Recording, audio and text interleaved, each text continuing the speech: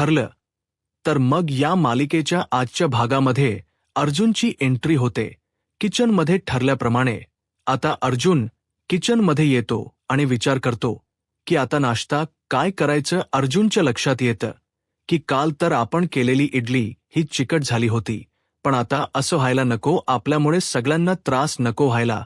आज काहीतरी असं बनवायला हवं की ते सोपं आणि पटकन होईल. काय बरं होईल असा विचार करत अर्जुनच्या लक्षात येतं की पोहे. अर्जुन म्हणतो पोहे ते तर पटकन होतील, आणि म्हणूनच अर्जुन पटापट पोहे बनवायला घेतो. आता सगळ्यात पहिल्यांदा त्याने पोहे भिजवून घेतलेले असतात. त्यानंतर तेल गरम करत ठेवतो आणि कांदा कापायला घेतो. कांद्याची फोडणी घालतो. पण त्याचवेळी आता दूधवाले दादा येतात. ते आवाज देत म्हणतात, दूध. आता अर्जुन पातेलं घेऊन जातो, तर एकदम छोटासा घेऊन गेलेला असतो. ते दादा अर्जुनला म्हणतात, अहो दादा, एवढं छोटं पातेल चालणार आहे का? अहो एवढं नाही जमणार, थोडं मोठं घेऊन या. आता मात्र अर्जुनने भलं मोठं पातेल दिलेलं असतं. ते म्हणतात, अहो दादा, हे काय करताय तुम्ही? अख्ख्या पनवेलसाठी दूध घेताय का? अहो यापेक्षा जरा छोट घेऊन या. आता अर्जुन पुन्हा एकदा धावत पडत किचनमध्ये जातो. पातल्यांची शोधाशोध करतो आणि त्यातील एक छोट मीडियम साईजच पातेलं घेऊन येतो. तर आता दादा म्हणतात, बरोबर, हे मात्र परफेक्ट घेऊन आलात. परंतु दादा, तुम्हाला एक सांगू का, हे तुमचं काम नाहीये, हे काम वहिनीच बरोबर करतात. आता अर्जुन म्हणतो, द्या गप्पपणे. अहो असं काही नाहीये की सगळं काही वहिनीलाच येऊ शकतं. मी सुद्धा अगदी परफेक्ट काम करतो. किचनची काम मला अगदी परफेक्ट जमतात. असं म्हणत अर्जुन आता दूध घेतो. परंतु त्याचवेळी अर्जुनला वास येऊ लागतो. अर्जुन म्हणतो, कसला तरी वास येतोय.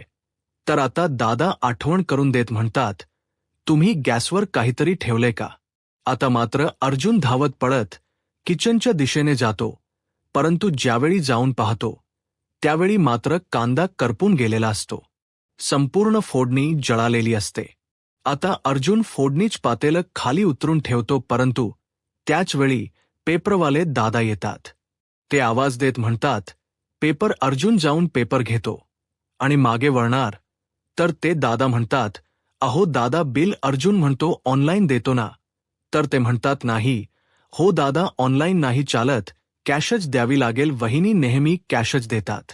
अर्जुन म्हणतो, आता कॅश कुठून देऊ? हे घ्या बिल आणि उद्या या. आता किचनची काम आणि ही सगळी काम एकदम मला जमत नाहीये. तसं म्हणत अर्जुन त्या दादांना तिथून घालवून देतो आणि त्यानंतर पेपर घेऊन येऊन खुर्चीवर शांत बसतो. आता अर्जुन एवढ्या छोट्या कामांमध्ये एवढा थकून गेलेला असतो की अर्जुनला काय करावं काहीच कळत नसतं. अर्जुनला आता कळालेलं असतं, आपली बायको सायली आणि घरातील सर्वजण किती काम करतात. आता मात्र अर्जुनला या सगळ्यामुळे कळून चुकलेलं असतं की खरंच आपण चुकलो आहोत. अर्जुन मोबाईल पाहायला घेतो तर त्यावेळीस सायलीचा मेसेज आलेला असतो. सायलीने अर्जुनला आठवण करून दिलेली असते की आज प्रपोज डे आहे. सायली अर्जुनला मेसेजवर म्हणते, आज प्रपोज डे आहे, विसरलात तर नाही ना? आज संध्याकाळी तुमच्यासाठी खास सरप्राईज आहे, पण तोपर्यंत तुम्हाला वाट पाहावी लागेल. आता अर्जुन सायलीला मेसेज करत म्हणतो, एक सांगू का बायको, स्वयंपाक घरातील स्वयंपाक करण्यापेक्षा प्रपोज डे हे मात्र खरंच खूप सोपं आहे. परंतु त्याचवेळी अर्जुनच्या लक्षात येतं, हा जर मेसेज आपण पाठवला तर बायको लगेच रिप्लाय करेल की म्हणजे तुम्ही मान्य करा, तुम्ही हरलात. आणि म्हणूनच अर्जुन सायलीला काही मेसेज पाठवत नाही. अर्जुन म्हणतो, असा जर मेसेज मी पाठवला तर मीच अडकेन. परंतु आता नाश्ता तर काहीतरी बनवायला हवाय. असं म्हणत अर्जुन आता पुन्हा एकदा किचनमध्ये येतो तर दुसरीकडे पाहायला मिळतं, साक्षी आणि सचिन ब्रेकफास्ट करण्यासाठी बसतात. परंतु आता ते फ्रुट्स खावे लागतात. हे पाहून सचिन साक्षीला सहजच म्हणतो, श्याम, आपण नेहमीच असं बाहेरच मागवून खातो, त्यापेक्षा मला जर तुझ्या हातच काही खायला मिळालं तर, म्हणजे तू जर माझ्यासाठी उपमा पोहे असं काहीतरी बनवलं तर आता साक्षी चिडते आणि सचिनला विचारते, या अपेक्षा कुठून आल्यात? तुला माहीत आहे ना मला किचन यांची काम जमत नाहीत, मग तू अशी अपेक्षा कशी करू शकतोस आणि तसही ऑर्डर सोडायच्या नाहीत?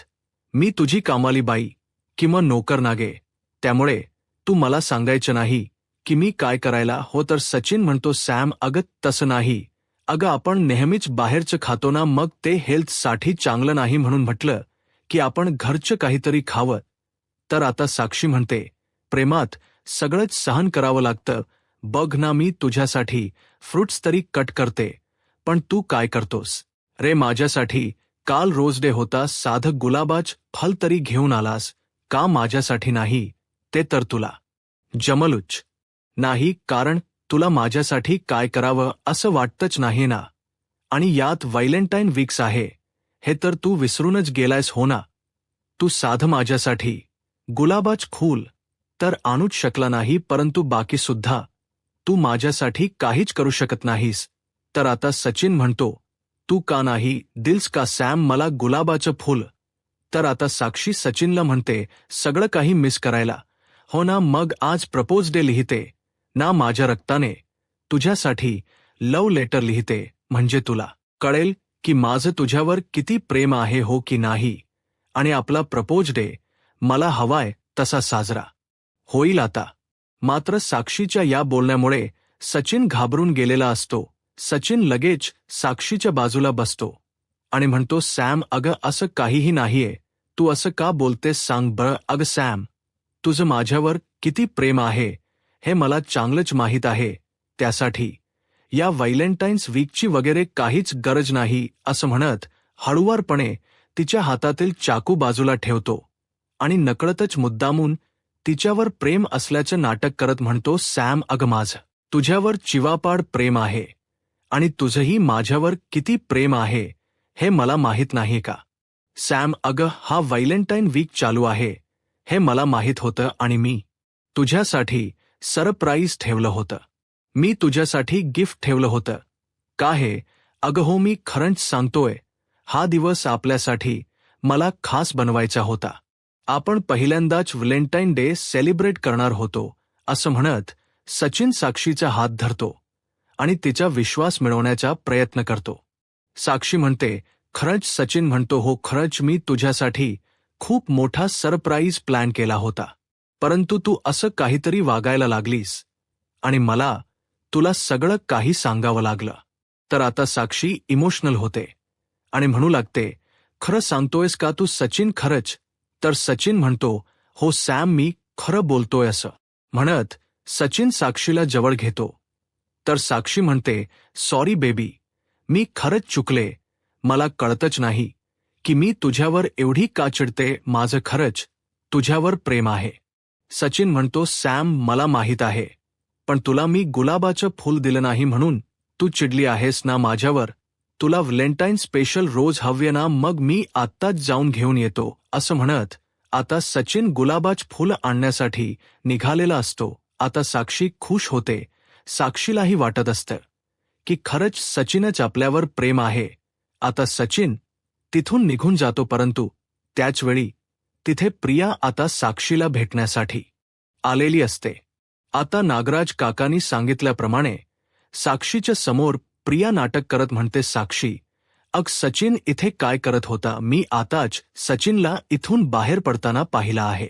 तर आता साक्षी म्हणते, अग पण तू कशी ओळखतेस सचिनला? मी तर तुझी आणि सचिनची अजून ओळखही करून दिली नाहीये आणि तरी सुद्धा तू सचिनला ओळखतेस.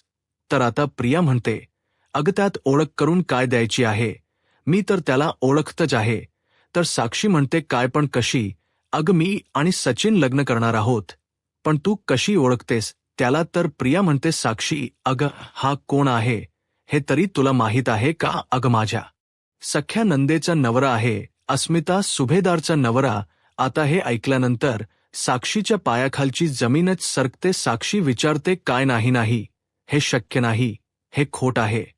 तर आता प्रिया तिला सावरते आणि म्हणू लागते, नाही साक्षी, हे काहीच खोट नाही. अस्मिता आणि सचिनच लग्न झालं आहे, हे जग जाहीर आहे. तू बाहेर जाऊन कोणालाही विचार, कोणीही तुला सांगेल की सचिना सुभेदारांचा जावई आहे. मग तू असं कसं बोलू शकतेस? काय बोलतेस साक्षी? नक्की तू साक्षी, अगं तो तुला फसवतोय. आता मात्र साक्षी पूर्णपणे बिथरून गेलेली असते. तर तिला प्रिया सावरण्याच नाटक करते आणि म्हणू लागते, साक्षी स्वतःला सावर, तू स्वतःला त्रास करून घेऊ नकोस. अगं पण तुला माहीत नव्हतं का, हा कॅनडा यूएसला काम करायचं ना हल्ली. तर ज्यावेळी अस्मिता कॅनडाला गेली होती त्यावेळी तर ती प्रेग्नेंट होऊन आली आहे. अगं हा कॅनडा यूएसला असायचा त्यावेळी अस्मिता तर आमच्याच घरी खितपटत पडलेली असायची.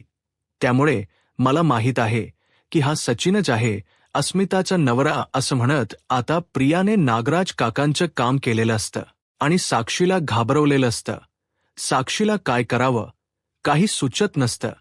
तर दुसरीकडे सुभेदारांच्या घरी आपल्याला पाहायला मिळतं चैतन्य आणि सायली दोघेही स्टडी रूममध्ये बसून केसबद्दल डिस्कशन करत असतात. तर सायली म्हणू लागते, चैतन्य भाऊजी करमलकरांशी ज्यावेळी आज आपण बोललो त्यावेळी तर ते काहीतरी वेगळंच बोलत होते. तर चैतन्य म्हणतो, हाच तर प्रॉब्लेम आहे.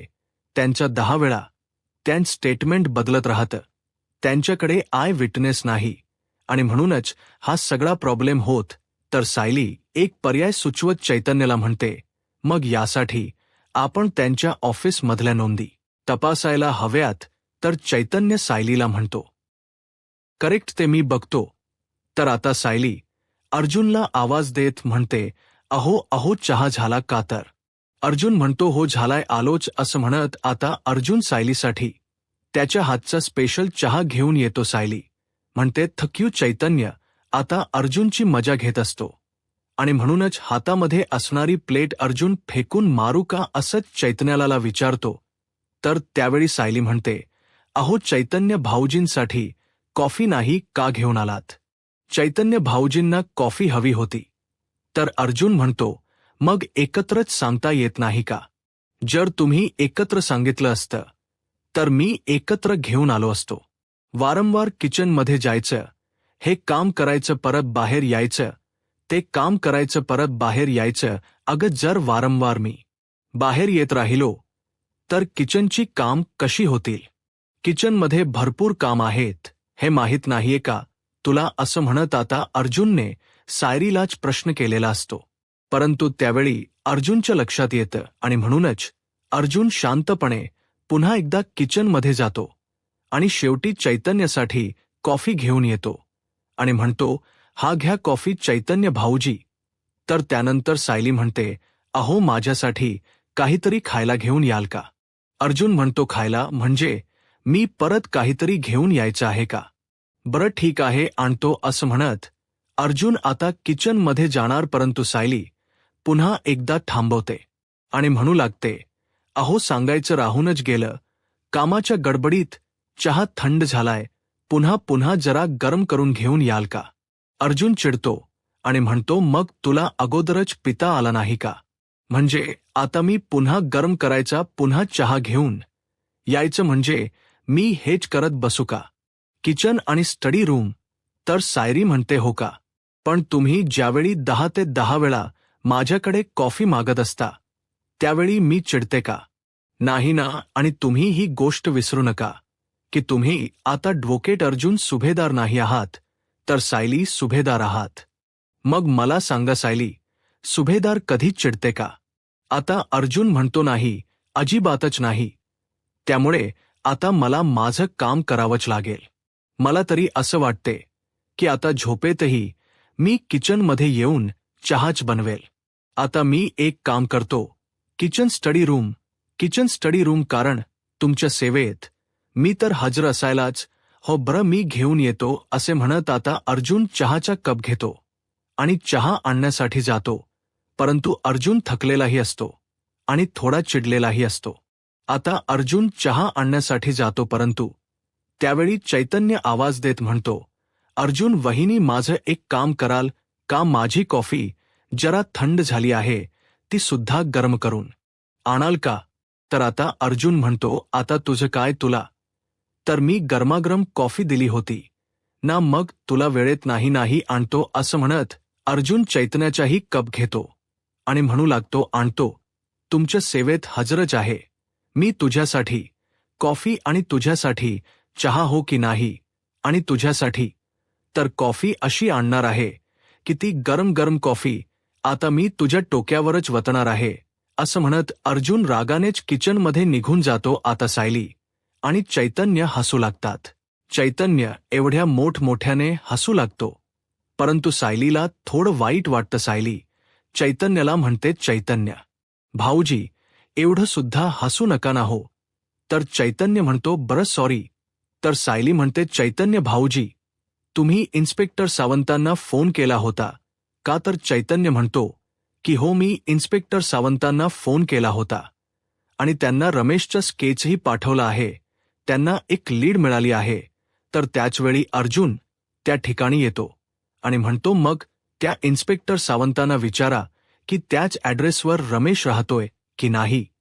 तर आता चैतन्य अर्जुनला आठवण करून देत म्हणतो की आता हे सगळं काही सायली वहिनी करते, त्यामुळे तिची जबाबदारी आहे. पण तुझी कॉफी आणि चहा गरम झाली आहे ना? तर आता अर्जुन म्हणतो, हो चहा कॉफी गरमच आहे. ही घे तुझी गरमागरम कॉफी आणि मॅडम ही घ्या तुमची गरमागरम चहा, असं म्हणत अर्जुन चैतन्य आणि सायलीच्या सेवेत हजर असतो.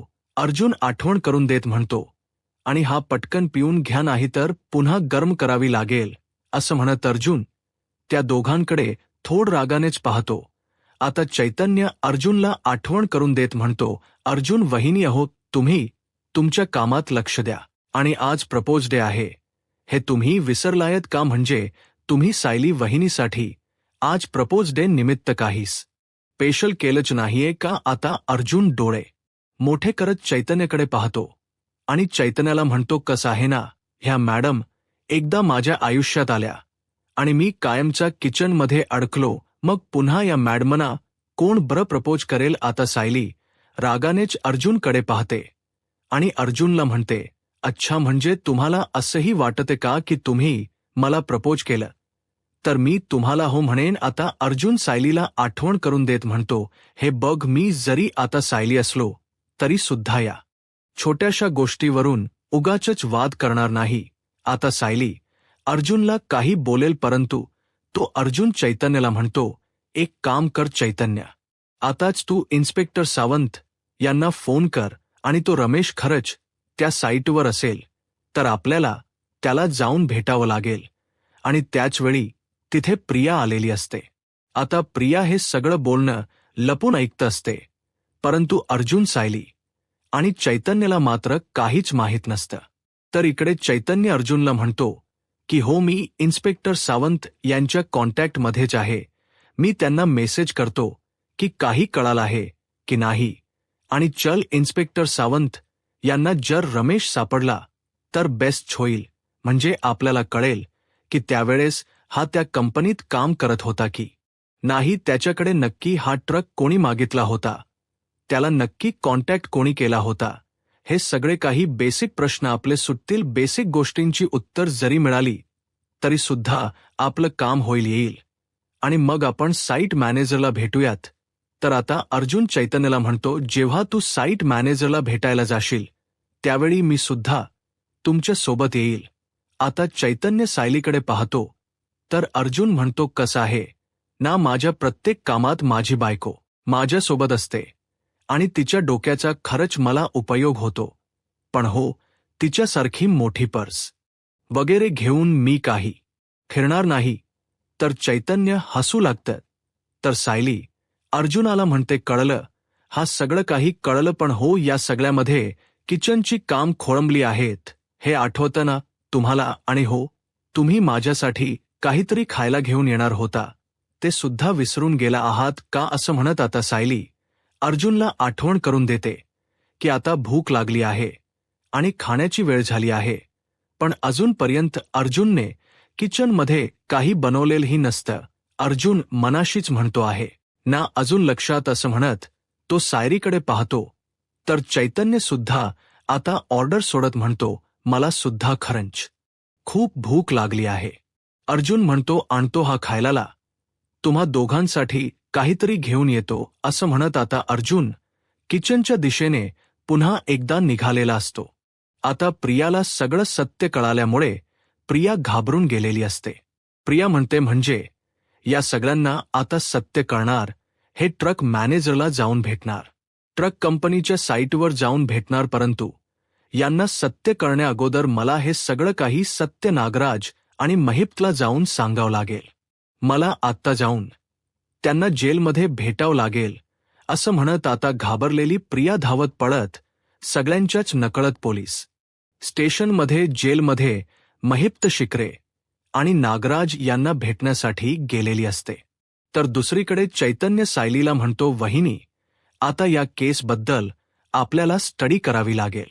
तर सायली म्हणते, अजून एक केस? अहो चैतन्य भाऊजी, सकाळपासून आपण 7 केसेस बद्दल बोललो आहोत. सकाळपासून ही 7वी केस आहे की ज्याबद्दल आपण डिस्कशन करत आहोत. तर चैतन्य आठवण करून देत सायरीला म्हणतो, वहिनी, अर्जुन एका दिवसाला 15-20 केसेस हँडल करतो. एका दिवसात ऑफिसमध्ये त्याच्या 15 ते 20 कंटिन्यू केसेस चालू असतात आणि त्याबद्दल तो कंटिन्यू डिस्कशनही करत असतो. अर्जुन एकाच वेळी एवढ्या सगळ्या केसेस एकटा हँडल करत असतो. आता मात्र सायली शांतच होते. तर त्यावेळी अर्जुन त्या ठिकाणी आलेला असतो आणि सायलीला म्हणतो, एकाच वेळी किचनची काम, बाकी इतर काम करणं सोपं असतं, परंतु एकाच वेळी एवढ्या केसेस हँडल करणं हे दिसतं तितकं सोपं काम नाहीये. आणि तसंही हे काम टेम्पररी ॲडव्होकेट अर्जुन सुभेदार यांना जमणारच नाही. त्यासाठी परमनंट अर्जुन सुभेदारचीच गरज पडणार आहे. अर्जुन सायलीला म्हणतो, घ्या, भूक लागली होते ना, काहीतरी खाऊन घ्या, असं म्हणत चैतन्य आणि सायलीला खाऊ देतो. आता सायली मनाशीच म्हणते, हे मात्र अगदी खरं आहे. यांच्या ऑफिसमध्ये कामाचा एवढा मोठा पसारा आहे, हे मात्र मी विसरूनच गेले होते.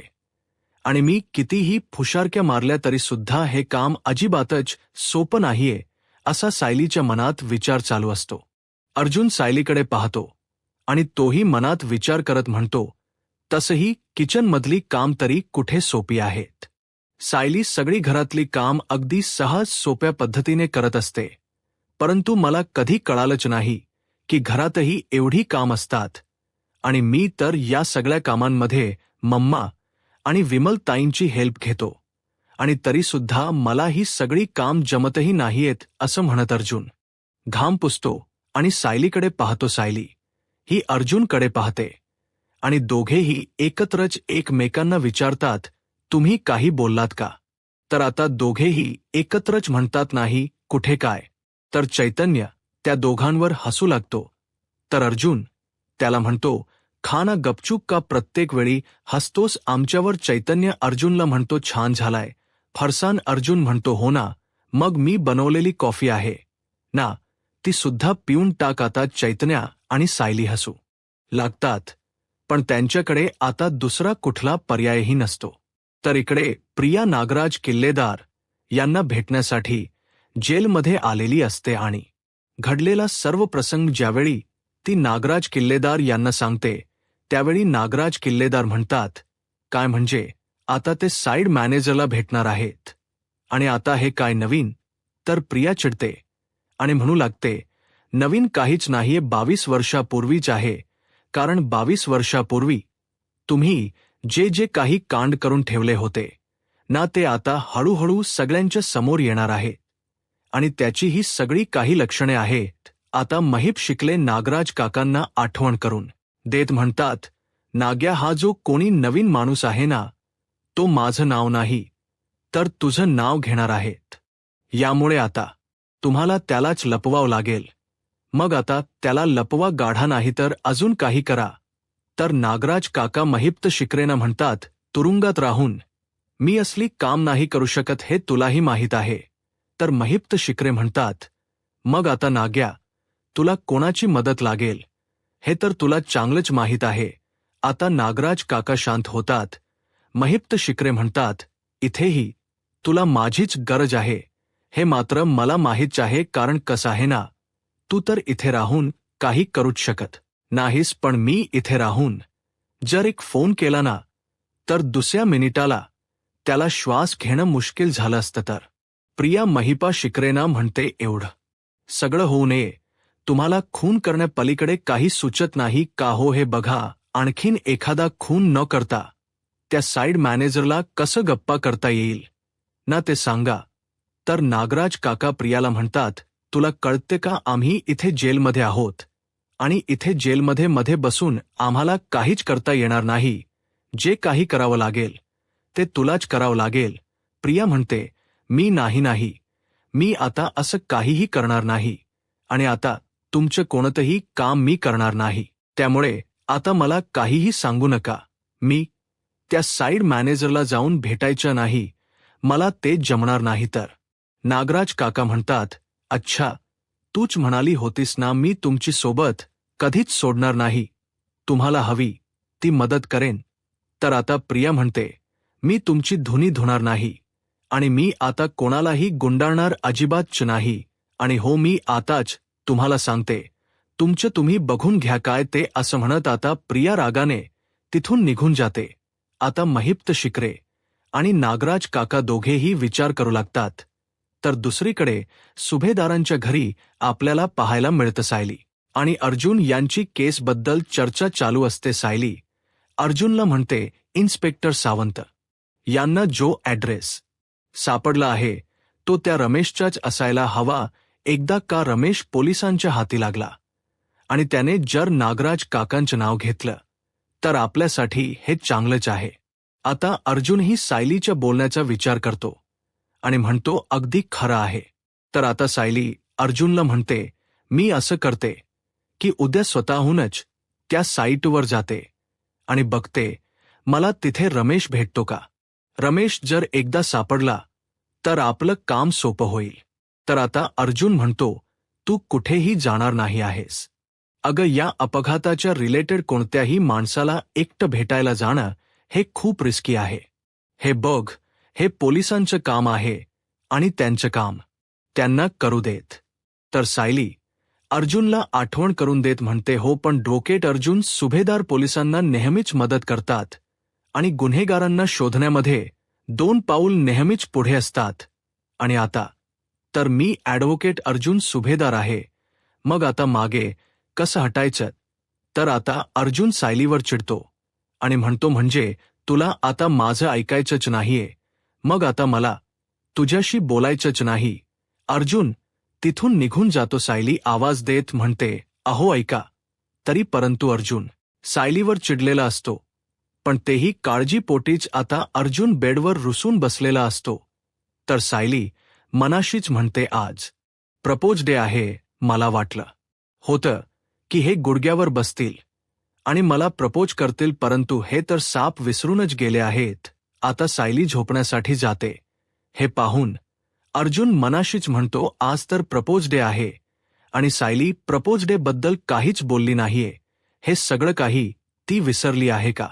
आता सायली ज्यावेळी आपली उशी बाजूला करते तर त्या उशीच्या मागे एक ग्रीटिंग कार्ड आणि छोटस गिफ्ट असतं.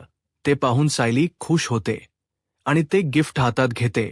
अर्जुनकडे येते आणि अर्जुनला विचारते, हे काय. तर अर्जुन म्हणतो, तुझ्या लक्षात नसेल परंतु माझ्या लक्षात आहे की आज प्रपोज डे आहे आणि म्हणूनच तुझ्यासाठी हे छोटस गिफ्ट. आता सायली अर्जुनकडे पाहते.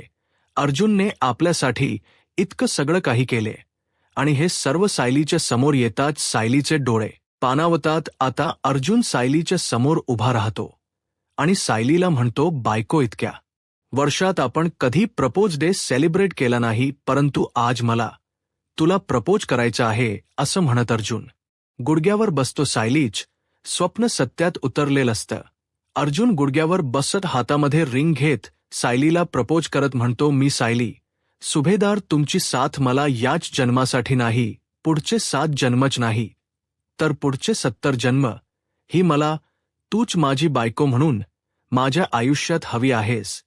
मी सगळे जन्म देवाकडे एकच प्रार्थना करेन की मला फक्त तुझी साथ हवी आहे. सकाळी उठल्यानंतर मला तुझा चेहरा बघायचा आहे आणि रात्री झोपताना तुझाच हात माझ्या हातात हवा आहे. तुझं दुःख हे माझ्यासाठी असावं आणि माझं सुख हे तुझ्यासाठी असावं. सो सायली सुभेदार, 70 जन्मासाठी माझी साथ देशील. असं म्हणत आता अर्जुन सायलीला प्रपोज करतो. आता अर्जुनच हे बोलणं ऐकून सायलीचे अश्रू अनावर होतात. सायली अर्जुनकडे अगदी पाहू लागते आणि सायली ही अर्जुनमध्ये हरवून गेलेली असते. दोघंही एकमेकांवर चिवापाड प्रेम करत असतात. तर येणाऱ्या पुढील भागामध्ये आपल्याला पाहायला मिळतं आता सायली आणि अर्जुन एकत्रच अर्जुनने लिहिलेलं ग्रेटिंग कार्ड पाहतात. तर दुसऱ्या दिवशी अस्मिता आठवण करून देत अर्जुनला म्हणते, अर्जुन सुभेदार आज काय आहे माहीत आहे ना? अर्जुन म्हणतो की हो, आज चॉकलेट डे आहे आणि म्हणूनच मी माझ्या बायकोच्या आवडीत चॉकलेट ऑर्डर करणार आहे. तर अस्मिता म्हणते नाही, आज तू चॉकलेट ऑर्डर करणार नाहीयस, तर स्वतःहून सायलीसाठी चॉकलेट बनवणार आहेस. आता हे ऐकून अर्जुनला धक्काच बसतो. अर्जुन म्हणतो काय? तर अस्मिता ता म्हणते हो. तर त्यानंतर आता सायली चैतन्याला म्हणते, चला चैतन्य भाऊजी, आपल्याला त्या साईटवर जायचं आहे. तर आता अर्जुन म्हणतो नाही बायको, तू एकटी तिथे जाणार नाहीयेस. परंतु आता सायली त्या साईटवर पोहोचलेली असते आणि त्याचवेळी सायलीच्या मागे जी व्यक्ती उभी असते तीच व्यक्ती म्हणजे रमेश असते. आता सायली रमेशपर्यंत पोहोचू शकेल. यूट्यूब चॅनलला सबस्क्राईब करा आणि व्हिडिओ लाईक करा. धन्यवाद.